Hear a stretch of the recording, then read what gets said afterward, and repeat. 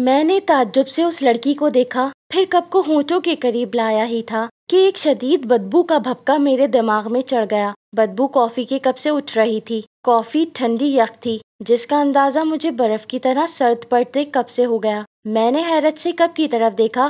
وہ کپ جس میں ابھی کچھ دیر پہلے گرم بھاپ اٹھ رہی تھی، اب اسی کافی میں بلبلے سے بن کر پھوٹ رہے تھے، جیسے ہزاروں کیڑے کلبلا رہے ہوں۔ بدبو سے دماغ پھٹنے لگا۔ میں تیزی سے اٹھ کر دوسری طرف چلا گیا۔ مجھے ابکائیاں سی آ رہی تھیں۔ میں نے سب سے پہلے کافی باہر انڈیلی، کپ کو باتھ روم میں لے جا کر دھویا۔ اب بھی اس میں سے بدبو اٹھ رہی تھی، مگر اب قدرے کم ہو گئی تھی۔ میں دھلا ہوا مگ لے کر واپس اپنی جگہ لوٹ آیا۔ وہ مزے سے کافی پی رہی تھی۔ اس کی کافی سے اب بھی بھاپ اور خوشبو اٹھ رہی تھی۔ اب میرے سینے میں بل سے اٹھنے لگے تھے۔ میری حالت عجیب سی ہو گئی تھی۔ اب تو خوف بھی محسوس ہونے لگا تھا۔ مجھے یقین ہوتا جا رہا تھا کہ وہ اس لڑکی کا بھوت ہے۔ پھر میں خود ہی اپنی بات کو رد کر دیتا، ہنس دیتا، اس سے بات کرنا چاہتا تو بات نہ ہوتی، اسے بھول کر آنکھیں بند کرتا تو تابوت میں لیٹی لڑکی کا سراپا گول گول گھومتا ہوا میرے اوپر چکرانے لگتا۔ ٹرین اسی رفتار سے دوڑ رہی تھی۔ کتنی ہی دیر سے کوئی اسٹیشن نہیں آیا تھا۔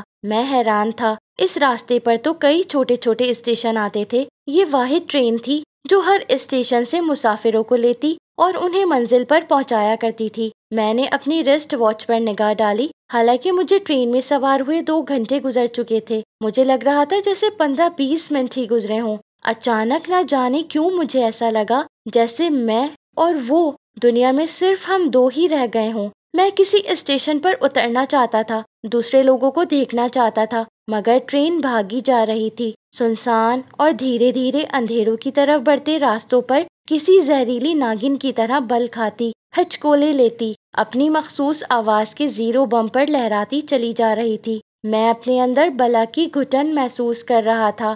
وہ لڑکی اب تک کافی کا مگ دونوں ہتھیلیوں میں تھامے کھڑکی کی چوکھٹ سے سر ٹکائے باہر دیکھ رہی تھی۔ تیز ہوا سے اس کے سنہری بال اڑ رہے تھے۔ میں بے حس و حرکت بیٹھا تھا۔ پھر شاید تھکن سے مجھ پر غنودگی طاری ہونے لگی۔ میں نے سر جھٹک کر اس کیفیت سے نکلنا چاہا تو سر یوں بھاری ہو گیا جیسے اس پر کسی نے پہاڑ رکھ دیا ہو۔ میری گردن چٹکنے لگی۔ پپوٹے بھاری ہو کر میرے نہ چاہتے ہوئے بھی بند ہو گئے، جیسے تھک گئے ہوں۔ پھر اندھیرا میری آنکھوں میں لہرانے لگا، مگر حیرت کی بات یہ تھی کہ میرا ذہن چوکنا ہو گیا تھا۔ میں ہر آہٹ، ہر آواز کو بڑے واضح طور پر سن رہا تھا، محسوس کر رہا تھا، اور نہ جانے مجھے کیوں ایسا لگ رہا تھا کہ میں کسی اندھیری سرنگ میں گھٹنوں کے بل چل رہا ہوں، یوں جیسے وہ سرنگ چھوٹی ہو، پتلی، جہاں میں کھڑا نہیں ہو سکتا، بس گھٹنوں کے بل رینگ سکتا ہوں۔ میرے گھٹنے چھل رہے تھے، سر جھکا ہوا تھا، گردن کے پیچھے موہروں کی ہڈیاں کڑکڑا رہی تھیں۔ پتہ نہیں میں جاگ رہا تھا یا سو رہا تھا۔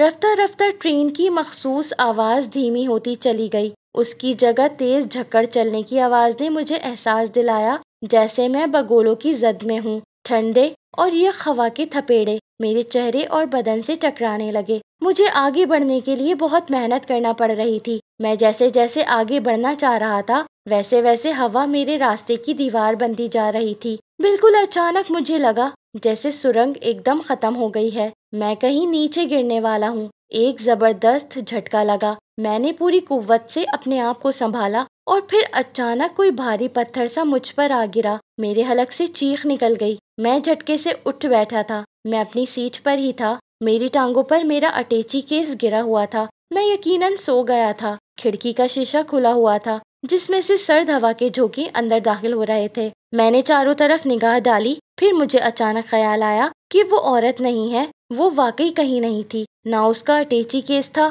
نہ وہ فلاسک جس میں اس نے مجھے کافی دی تھی، نہ کپ تھے، گویا وہاں کوئی آیا ہی نہ ہو۔ میں بڑی دیر تک اپنی کیفیت اور گزرے ہوئے واقعات کے بارے میں سوچتا رہا۔ میں کسی بھی حال میں اس تمام واقعے کو خواب ماننے کو نہ اس وقت تیار تھا اور نہ اب تیار ہوں۔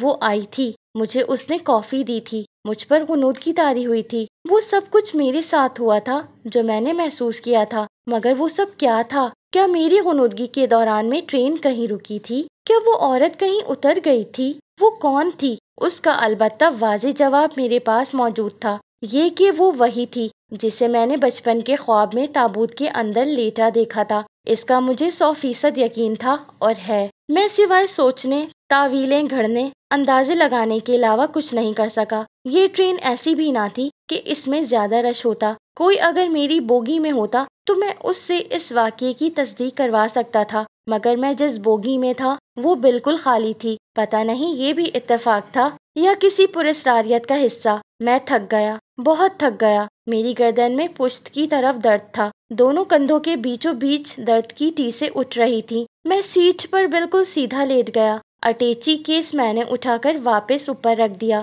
جو غالباً ٹرین کے جھٹکے سے میری ٹانگوں پر گرا تھا۔ میں نے سونے کی کوشش کی، گھڑی میں وقت دیکھا، ابھی میرٹھ پہنچنے میں بہت دیر تھی۔ ٹرین کی رفتار وہ نہیں تھی جو میں نے اب سے پہلے محسوس کی تھی، وہ رینگتی ہوئی محسوس ہو رہی تھی۔ میں نے کھڑکی کا شیشہ بند کرنے سے پہلے باہر جھانکا۔ صبح کا سرمئی پن دور تک پھیلا ہوا تھا، آسمانوں کے کنارے شفق کے رنگ کے ہو چکے تھے، پرندے رزق کی تلاش میں محو سفر تھے۔ دور کھیتوں میں کسان ہل چلا رہے تھے، کہیں کہیں کچی پکی پگڈنڈیوں پہ کبھی کوئی بیل گاڑی، کبھی سائیکل اور کبھی گھوڑا گاڑی نظر آ جاتی تھی۔ کہیں سڑک کو کراس کرتی ٹرین کے دونوں جانب ایک آدھ گاڑی، سائیکل سوار یا تانگا ٹرین کے گزرنے کے انتظار میں کھڑے لمحہ بھر کو نظر آتے اور تیزی سے گزرتے ہوئے سین میں غائب ہو جاتے۔ ہوا میں خنکی اب بھی تھی۔ میں نے شیشہ بند کر کے اس کا شٹر بھی گرا دیا، عین سر پر جلنے والا بلب بجھایا اور سیٹ پر دوبارہ لیٹ گیا۔ ٹرین کے ہچکولے مجھے دھیرے دھیرے نیند کی وادیوں میں لے گئے۔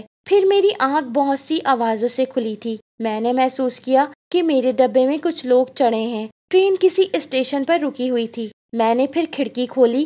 یہ دیکھ کر مجھے خوشی ہوئی کہ اس کا اگلا اسٹیشن میرٹھ کا تھا۔ اس دوران میں بہت سے لوگ اندر آ گئے۔ آتے ہی ان لوگوں نے سیٹیں سنبھال لیں۔ شور سا مچ گیا، مجھے زندگی محسوس ہوئی۔ میں اس شور اور ہڑبونگ سے ذرا بھی نہ الجھا۔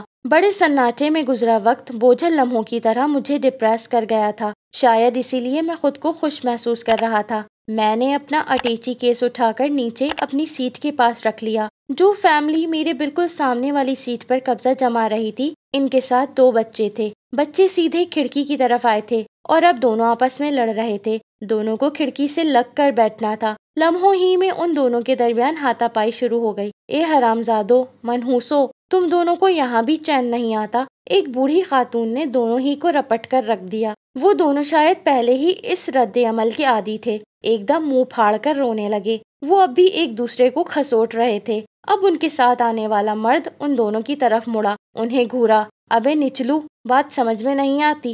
وہ بھی مارنے کے لیے ہاتھ اٹھا کر آگے بڑھا۔ میں نے دیکھا دونوں بچوں کے رنگ سفید ہو گئے، دونوں ایک دوسرے کے پیچھے چھپنے لگے۔ وہ کسی عقاب کی طرح جھپٹا اور دونوں کو گریبانوں سے پکڑ کر اٹھا لیا۔ دوسری طرف پٹک کر اس نے کھڑکی کے قریب کی جگہ خود سنبھال لی۔ اب اس کی نگاہ مجھ پر پڑی اور وہ بڑے بھونڈے انداز میں مسکرایا، پھر کھڑکی سے باہر دیکھنے لگا۔ ابا، ابا، دونوں بچوں نے سہمے ہوئے انداز میں اس آدمی کو پکارا۔ ارے چپ ہو جاؤ حرامزادو، تمہاری ہڈیوں میں دکھن نہیں ہوئی؟ سارے راستے پٹے ہو باپ اور دادی سے۔ اب برقعے میں لپٹی عورت نے ان دونوں کو کھسوٹا۔ اس نے اپنا نقاب پلٹ دیا۔ میری آنکھوں میں بجلی سی کوند گئی۔ اس کی خوبصورت آنکھوں میں غصے کے ساتھ کرب بھی بھرا ہوا تھا۔ اس نے ان دونوں کو مرغی کی طرح اپنے بازوؤں میں سمیٹ لیا، اپنی آنکھوں کے نم کونوں کو برقعے سے صاف کیا اور شاکی نگاہوں سے کھڑکی کے قریب بیٹھے آدمی اور اس بوڑھی عورت کو دیکھنے لگی۔ مجھے اماں یاد آ گئیں، وہ راتیں یاد آ گئیں جب وہ ابا کے گھر میں گھستے ہی بوکھلا جاتی تھیں،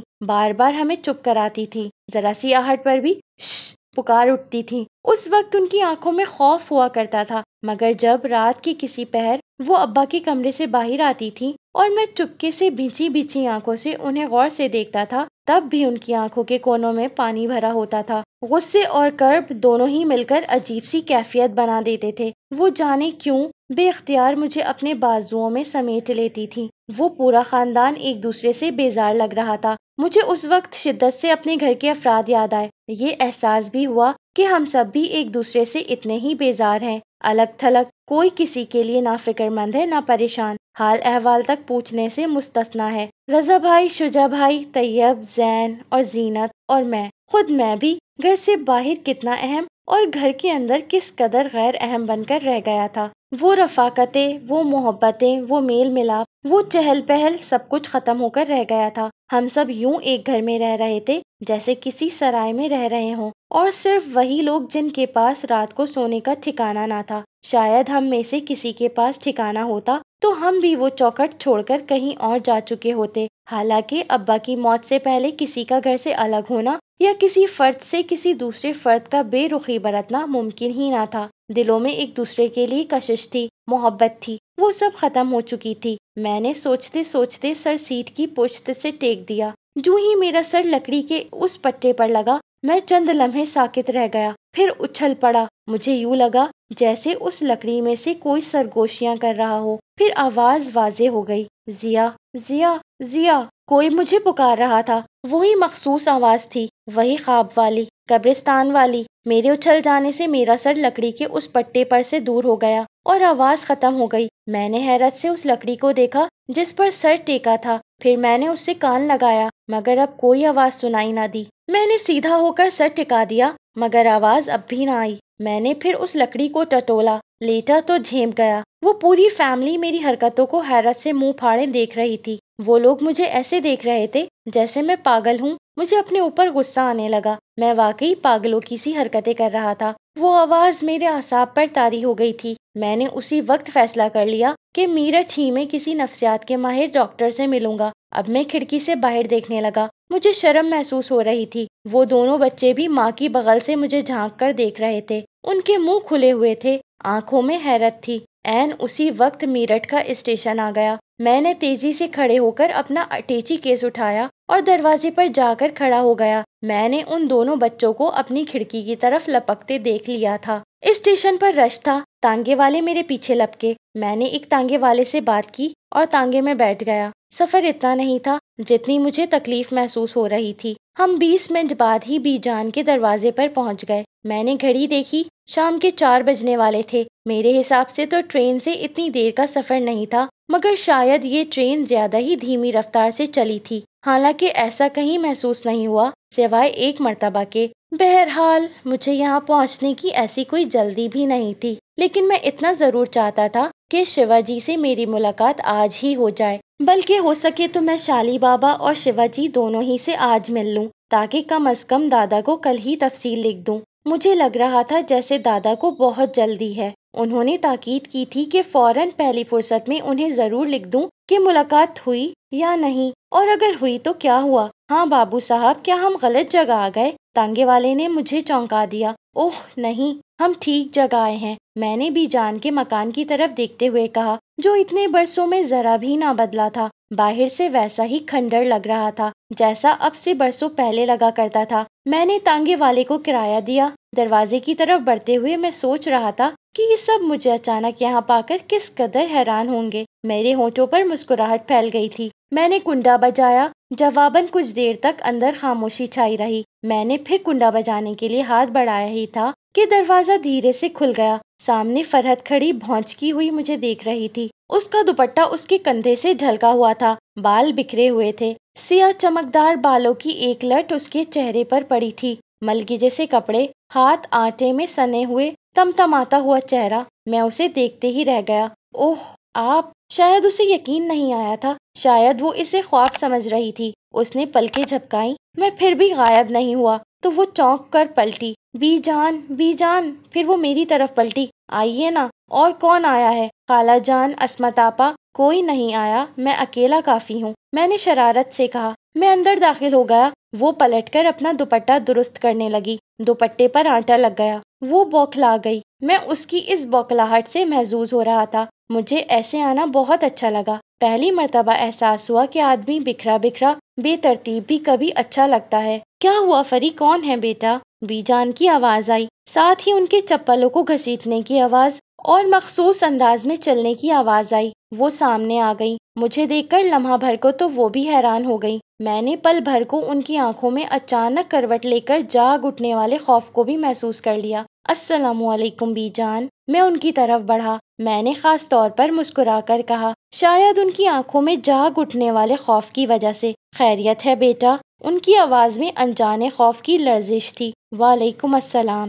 جی بی جان، الحمدللہ بہت خیریت ہے، بس میں نے سوچا آج آپ کی شکایت دور کر دوں۔ آپ ہی کہتی تھی نا کہ میں آتا نہیں؟ میں نے اپنا بازو ان کے کندھوں پر رکھ کر کہا۔ ان کے بدن میں ہلکا سا لرزہ مجھے صاف محسوس ہو رہا تھا، اور جب انہوں نے ملتجی انداز سے مجھے یوں دیکھا جیسے کہنا چاہتی ہوں جو بھی ہے بتا دو، بی جان سب نے آپ کو سلام کہا ہے، اماں اور عصمت آبا بھی آنے کا کہہ رہی تھیں، مگر دادا کی طبیعت ٹھیک نہیں، دادی میں اتنا دم نہیں کہ اکیلی ان کی دیکھ بھال کر سکیں۔ آپ کو تو پتہ ہے رضا بھائی اور شجا بھائی تو اپنے آپ میں مگن ہیں، چچی صاحبہ آ تو گئی ہیں، مگر میں نے جلدی جلدی سب کے بارے میں بات کر لی۔ انہوں نے ایک بار پھر مجھے غور سے دیکھا، پھر ہم بڑے کمرے میں پہنچ گئے جہاں کاکا جان نماز پڑھ رہے تھے۔ میں نے بی جان کو مسہری پر بٹھا دیا، اب ان کے چہرے پر کچھ اطمینان تھا۔ اللہ سب پر کرم کرے، میں تو یوں تجھے دیکھ کر ہولا ہی گئی تھی۔ کیوں بھلا، میں ہولا دینے والی شکل رکھتا ہوں کیا؟ میں نے پلٹ کر فرحت کو دیکھنا چاہا مگر وہ وہاں نہیں تھی۔ ارے میرے لال، اتنی پیاری شکل ہے تیری، پتہ ہے تیرے ددیال میں اتنا خوبصورت کوئی بھی نہیں ہے۔ وہ اترا کر بولی، دادا تو کہتے ہیں کہ میں ابا کی شکل کا ہوں، اور ابا تو میرے ددیال کے ہی ہوئے نا۔ میں نے مسکرا کر ان کے قریب بیٹھتے ہوئے کہا، ارے ہاں بڑے آئے، کہاں سے ابا کی شکل کا ہے؟ بنا بنایا نانا ہے تو نے دیکھا نہیں کیا نانا کو؟ دیکھا تو تھا پر یاد نہیں۔ میں نے نانا کی صورت یاد کرنے کی کوشش کی مگر ناکام رہا، میں اس وقت چھوٹا تھا، کچھ بھی یاد نہیں تھا۔ ابھی تصویر دکھاؤں گی تجھے۔ فرحت، او فری، بی جان نے آواز دی اور فرحت اندر آئی۔ اب وہ سنبھلی ہوئی لگ رہی تھی، غالباً آٹا گوندھ چکی تھی۔ ہاتھ منہ دھو کر اس نے بکھرے ہوئے بالوں کو بھی سمیٹ لیا تھا، دوپٹہ سلیقے سے سر پر اوڑھا ہوا تھا۔ اس کے چہرے سے لگ رہا تھا کہ وہ خوشگوار حیرت سے دوچار ہے۔ اس میں تحسین خالہ کی شباہت بڑی واضح تھی، ویسا ہی نرم نرم سا شفیق چہرہ، وہی دھیمی سی مسکراہٹ۔ فری بٹوا، ضیا کے لیے نہانے کو پانی گرم کر دو، اور ہاں جلدی سے کھانا بھی نکال لو، بھوکا آیا ہوگا۔ آخری جملہ انہوں نے مجھ سے مخاطب ہو کر کہا تھا۔ کچھ کھایا تو نہیں ہے بی جان؟ حالانکہ اماں نے ٹفن میں کھانا دیا تھا مگر، اور اس وقت مجھے یاد آیا کہ ٹفن تو میں ٹرین ہی میں بھول آیا، بلکہ وہ تو مجھے کہیں نظر ہی نہیں آیا۔ کیا ہوا؟ بی جان نے مجھے اچانک چپ ہوتے دیکھ کر پوچھا۔ کچھ نہیں بی جان، ٹفن میں ٹرین میں بھول آیا۔ ارے تو کیا ہوا؟ جاؤ فری بٹوا، تم کھانے کا انتظار کرو، اور چندہ تم جا کر نہا لو، انہوں نے آخری جملہ مجھ سے کہا تھا۔ اسی وقت کاکا جان نے سلام پھیرا، پھر لپک کر مجھے سینے سے لگا لیا۔ سب کی خیریت پوچھی، بی جان نے ٹوک دیا، ضیا نہا کر آ جائے پھر پوچھتے رہنا۔ میں نہانے چلا گیا۔ میں نے فرحت کو گرم پانی کرنے کو منع کر دیا تھا۔ میں ٹھنڈے پانی سے نہا کر نکلا تو فرحت کھانا لگا رہی تھی۔ کھانے کے دوران میں بی جان زیادہ تر گھر والوں کے بارے میں باتیں کرتی رہیں، زہرا آپا کی خیریت، چچی صاحب کے حالات، رضا بھائی کی شادی کے معاملات، شجا بھائی کی واپسی کا پروگرام، یا عصمت آپا کی شادی کا قصہ۔ یوں تو میں ان کے سوالوں کے جواب دے رہا تھا یا فرحت کے چہرے پر پھیلی دھنک کے معنی تلاش کر رہا تھا، مگر میرے دماغ میں کہیں سرگوشیاں سی ہو رہی تھی۔ میں جلد از جلد شالی بابا کے متعلق اور شیواجی کے بارے میں معلومات چاہتا تھا۔ یوں بھی شام گہری ہوتی جا رہی تھی، میں رات سے پہلے ہی شالی بابا سے مل لینا چاہتا تھا۔ اسی طویل گفتگو کے دوران کھانا ختم ہو گیا۔ کاکا جان اور بی جان مغرب کی نماز کے لیے اٹھی تو میں بھی قریبی مسجد میں چلا گیا۔ میرا ارادہ اپنی حویلی جانے کا بھی تھا، میں محلے والوں سے بھی ملنا چاہتا تھا۔ گھر کو ایک نگاہ دیکھ لینے کی خواہش نے میرٹھ پہنچتے ہی جنم لیا تھا۔ مسجد میں ہر شخص اجنبی تھا، ظاہر ہے یہ وہ علاقہ نہیں تھا جہاں میں نے اپنی ایک عمر گزاری تھی، گو یہ بھی میرٹھ ہی تھا، اور میرٹھ اتنا بڑا بھی نہیں تھا کہ ایک علاقے کے آدمی کو ضرور دوسرے علاقے کا آدمی نہ جان سکے۔ یوں بھی ہمارے گھر تو میرٹھ کے کئی علاقوں میں رہنے والے آیا جایا کرتے تھے، کچھ دادا سے عقیدت کی بنا پر، اور زیادہ تر چچا صاحب کے مشاعروں اور ادبی نشستوں کی وجہ سے، مگر میرا خیال ہے کہ مجھے کسی نے بھی کبھی اتنے غور سے نہیں دیکھا ہوگا کہ یوں برس گزر جانے پر بھی آسانی سے پہچان لیں۔ میں نے اپنے طور پر کسی جان پہچان کے آدمی کو ڈھونڈنے کی کوشش ضرور کی تھی، مگر پھر ایک صف میں نماز پڑھ کر مسجد سے باہر آ گیا۔ ابھی میں سیڑھیوں کو عبور بھی نہیں کر پایا تھا کہ میری نگاہ ایک ہجوم پر پڑی۔ ہجوم مضطرب تھا، لوگ ایک دوسرے سے آگے بڑھ کر کچھ دیکھنے کی کوشش کر رہے تھے۔ بہت جلد مجھے احساس ہو گیا کہ اس ہجوم کے درمیان کوئی بیٹھا ہے یا کچھ ہے جسے دیکھنے کے لیے سب بے چین ہیں۔ پہلے میں نے بھی جھانکنے کی کوشش کی مگر ہجوم کے اس طرف سے گھبرا کر پیچھے ہو گیا۔ پتہ نہیں کیوں مجھے خیال نہ آیا کہ میں کسی سے استفسار کرتا۔ میں چپ چاپ کھڑا رہا۔ اتنی دیر میں ایک تانگا وہاں آ کر رکا، ہجوم نے جگہ بنا دی۔ تانگا اس ہجوم کے درمیان سے ہوتا ہوا آگے بڑھا، پھر میں نے ایک باریش بزرگ کو تانگے میں سوار ہوتے دیکھا۔ اب وہ مجھے صاف دکھائی دے رہے تھے۔ مجھے اندازہ ہوا کہ لوگوں کو اس بزرگ سے عقیدت اضطراب میں مبتلا کیے ہوئے تھی۔ میں مسجد ہی کی دیوار سے ٹک کر کھڑا ہو گیا۔ میری کھڑے رہنے کی وجہ صرف اتنی تھی کہ میں ہجوم میں اپنے محلے کے کسی شخص کو تلاش کر رہا تھا جس مسجد میں میں نے نماز ادا کی تھی یہ میرٹھ کی سب سے بڑی مسجد تھی۔ یہاں نماز ادا کرنے کے لیے دور دور سے لوگ آیا کرتے تھے۔ میری نگاہ اب پھر سے ہجوم کی طرف تھی۔ میں ہر چہرے پر شناسائی تلاش کر رہا تھا۔ میرے دیکھتے ہی دیکھتے ان بزرگ کا تانگا آگے بڑھ گیا۔ تانگے میں ایک لوہے کا بکس رکھا دیکھ کر مجھے اندازہ ہوا کہ بزرگ شاید شہر سے باہر جا رہے تھے۔ میں نے تانگے کے گزرنے کا انتظار کیا۔ مجھے خود بھی اسی سمت میں جانا تھا۔ یہ ایک چوڑی سڑک تھی جسے عبور کرنے کے بعد ہی بی جان والی گلی پڑتی تھی۔ اچانک میری نگاہ مبشر پر پڑی۔ میں اسے پہچان گیا۔ وہ ذرا بھی نہیں بدلا تھا۔ ہاں، قد ضرور لمبا ہو گیا تھا مگر اس کا ناک نقشہ، رنگ، دبلا پتلا جسم، بھورے بال اور بھوری آنکھیں اب بھی وہی تھیں۔ وہ ہمارے گھر کے پیچھے والے گھر میں رہتا تھا۔ ان لوگوں کا ہمارے گھر آنا جانا تھا اور میں محلے کے تمام دوسرے لڑکوں کی نسبت مبشر کو زیادہ پسند کرتا تھا۔ شاید اس کی وجہ یہ تھی کہ وہ بھی ہمیشہ مجھ سے مروب رہا تھا۔ میں پہلے ہی بتا چکا ہوں کہ مجھے ہمیشہ وہی لوگ اچھے لگتے تھے جو مجھ سے مروب رہیں۔ مبشر کو دیکھتے ہی میں آگے بڑھا۔ میں جاننا چاہتا تھا کہ مبشر مجھے پہچانتا ہے یا نہیں۔ میں نے اس کے قریب پہنچ کر اس کے کاندھے پر ہاتھ رکھ دیا۔ اس نے پلٹ کر میری طرف دیکھا۔ لمحہ بھر کو اس کی آنکھوں میں اجنبیت بھی لہرائی مگر دوسرے ہی لمحے وہ منہ پھاڑ کر مجھ سے لپٹ گیا۔ ضیا، یہ تم ہو؟ اس نے مجھے خود سے الگ کیا، سر سے پاؤں تک میرا جائزہ لیا اور پھر مجھے لپٹا لیا۔ مجھے اس سے اس گرم جوشی کی امید نہیں تھی۔ اس کی یہ محبت اور یہ والہانہ پن مجھے اچھا لگا۔ تم مجھے پہچان گئے؟ میں نے مسکرا کر پوچھا۔ لو، تمہیں کیسے نہ پہچانتا، اور میں نے تو دور سے ہی دیکھ کر پہچان لیا تھا۔ کیسے ہو تم؟ اماں ابا وغیرہ کیسے ہیں؟ سب ٹھیک ہیں۔ ایک منٹ ٹھہرو، پھر گھر چلتے ہیں۔ اماں تو سب کو بہت یاد کرتی ہیں۔ ایک منٹ، ہاں۔ وہ اتنا کہہ کر تانگے کی طرف دیکھ کر ہاتھ ہلانے لگا، حالانکہ وہ تانگا اب بھی ہم سے بہت دور جا چکا تھا۔ پھر وہ اچانک میری طرف پلٹا۔ آؤ چائے پیتے ہیں۔ اتنا کہہ کر وہ مجھے لیے ہوئے قریب ایک ہوٹل پر پہنچ گیا۔ یہ چھوٹا سا ایک ریسٹورینٹ تھا، شاید نیا بنا تھا، ورنہ مجھے یاد تھا اس طرف دور تک ایک میدان تھا جہاں اکثر ہم کھیلنے اور گرگٹ پکڑنے آیا کرتے تھے۔ میدان میں تیزی سے بھاگتے اور کبھی کبھی گردن اٹھا کر دیکھتے ہوئے مٹیالے رنگ کے گرگٹ مجھے ہمیشہ سنسنی خیز کیفیت سے دوچار کر دیا کرتے تھے۔ انہیں پکڑنے میں جس قدر چالاکی اور محنت کا مظاہرہ کیا کرتا، میرے دوستوں کے لیے حیرت انگیز تھی۔ اب بتاؤ، مبشر مجھ سے مخاطب ہوا، تم کب آئے؟ میں آج ہی شام کو پہنچا ہوں۔ شام کو؟ مگر ہمیں تو نہیں لگا کہ کوئی اس گھر میں آیا ہے۔ میں تو گھر پر ہی تھا۔ میں اپنے گھر ابھی نہیں گیا، بی جان کے گھر ہوں۔ اوہ ہاں، وہ یوں میری آنکھوں میں جھانک کر بولا جیسے اسے کچھ یاد آ گیا ہو۔ اس گھر کی ویرانی نے پورے محلے ہی کو ویران کر دیا ہے ضیا۔ ہاں یار، میں بھی افسردہ ہو گیا۔ کیسی رونق تھی اس گھر میں، وہ آہ بھر کر بولا۔ اچانک مجھے خیال آیا کہ وہ ضرور شالی بابا کے بارے میں جانتا ہوگا۔ سنو، میں بول اٹھا۔ اس نے میری طرف دیکھا۔ یار، یہاں کوئی شالی بابا رہتے ہیں، کیا تم جانتے ہو؟ ارے، اس نے میری بات کاٹ دی۔ وہ شالی بابا ہی تو تھے۔ کون؟ وہی جو ابھی تانگے میں گئے ہیں۔ وہ آج جمرے کے لیے روانہ ہوئے ہیں۔ کیا؟ میں دھک سے رہ گیا۔ وہ چلے گئے؟ ہاں، اب تک تو وہ اسٹیشن بھی پہنچ گئے ہوں گے۔ یہاں سے دہلی جائیں گے اور پھر وہاں سے آگے۔ آؤ میرے ساتھ۔ میں نے اس کی بات پوری ہوئے بغیر ہی کھڑے ہو کر اسے گھسیٹا۔ ارے کہاں، سنو تو۔ وہ بوکھلا گیا۔ عین اسی وقت ہوٹل کا بیرا چائے کی ٹرے تھامے ہمارے پاس پہنچ گیا۔ میں نے جیب میں ہاتھ ڈالا، 1 روپیہ اس کی ٹرے میں ڈالا اور مبشر کی بات کا جواب دیے بغیر اسے گھسیٹتا ہوا باہر کی طرف لپکا۔ کیا ہو گیا بابا، بتاؤ تو؟ وہ حیران تھا۔ مجھے شالی بابا تک پہنچنا ہے، میں نے باہر کھڑے تانگے کی طرف بڑھتے ہوئے کہا۔ جلدی کرو، میں راستے میں وجہ بتاتا ہوں۔ وہ تانگے میں بیٹھ گیا مگر اصرار کرتا رہا کہ اسٹیشن یہاں سے دور نہیں ہے اور ٹرین کی روانگی کا وقت بھی گزرے 20 منٹ ہو گئے ہیں، اس لیے وہاں جانا بیکار ہے۔ میرا خیال تھا کہ ابھی ٹرین روانہ نہیں ہوئی ہوگی، اگر مجھے 2 منٹ بھی مل گئے تو غنیمت ہوگا۔ میں تانگے والے کے پیچھے پڑا رہا کہ وہ تیز دوڑائے۔ اس بیچارے نے گھوڑے کو چابک مارنا شروع کر دیے۔